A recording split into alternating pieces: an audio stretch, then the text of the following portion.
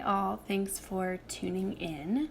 I'm Liz and I'll be talking about my experience at Urban Peak, which is a youth program for teens experiencing homelessness.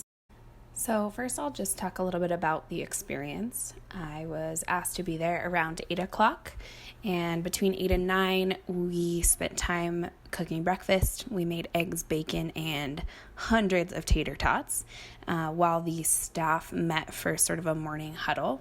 And then at 9 o'clock, the youth started to come into the building, and they didn't interact with us right away. They spent a little bit of time settling in and connecting with one another and with the staff. And then once they seemed settled, they started to come to us for breakfast. The interactions were pretty limited. It was just around what they wanted for breakfast, how much or how little of each item that we had. And they made sure to let us know when we were out of things out front so that we could replace them. And then after everyone had breakfast, we spent some time just in the kitchen, both observing the clients in the space and also connecting with Caroline, who was one of the staff people there. And I'll share some more of the insight that she gave us as I move forward in my presentation. In thinking about creating this presentation for you all, I just wanted to provide a little bit of research and statistics around what the population looks like. So just some things that stand out to me. 50% of this group is sheltered, only 50%. And we talked to Caroline about this idea, and she spoke about just a general mistrust between homeless individuals and shelters and services in general, really. And so she talked about how important it is for the staff at Urban Peak to support the transition out of the youth shelter into maybe adult shelters. She said it's all about establishing a sense of trust so that these individuals experiencing homelessness can seek services and feel like they won't be mistreated. Almost 70% of this population report mental health problems, which makes sense to me considering the high numbers in just a general population at this age, and then the impact of experiencing homelessness and that lack of security and safety. And then 29% of these individuals report having substance use problems. Looks like a majority of those are actually drug use problems, but definitely a mixture of both. And then a third of the population has been a part of the foster care system at some point, and 50% of them have been in touch with the juvenile justice system, so either in jail, detention, or just arrested for some reason. And I would imagine that many of the reasons that these individuals interact with the justice system is due to issues related to experiencing homelessness. All right, now moving into thinking about theory, I'll start with Erikson and his psychosocial stages of development. We know that adolescence is this period of identity formation versus role confusion.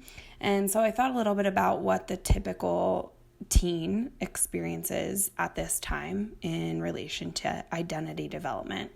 And I think that school, after school activities, family life are some typical means in which teens develop identity or begin to.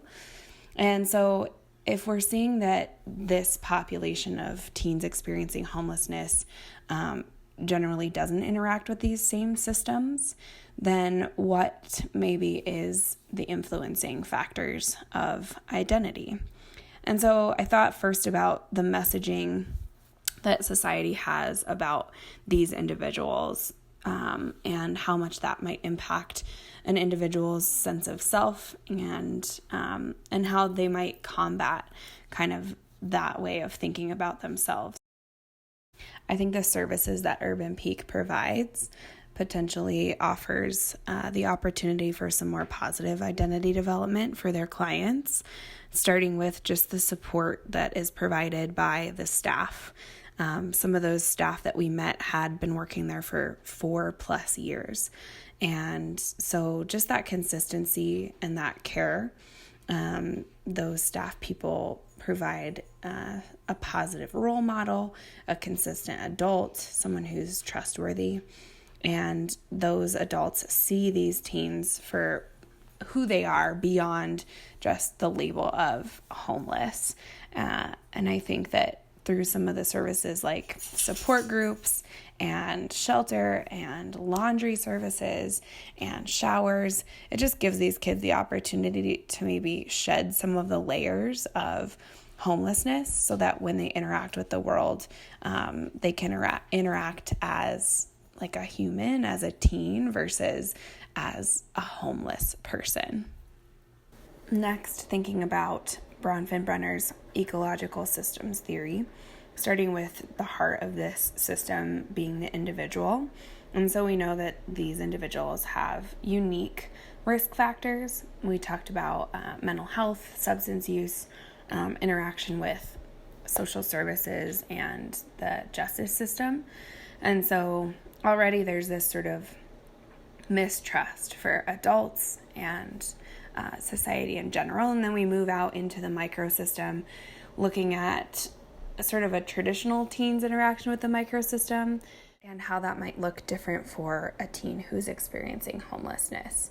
I can imagine that their microsystem just looks different. It would be made up maybe of a shelter that they stay at, or the individuals that they choose to surround themselves with and that they sort of support in survival.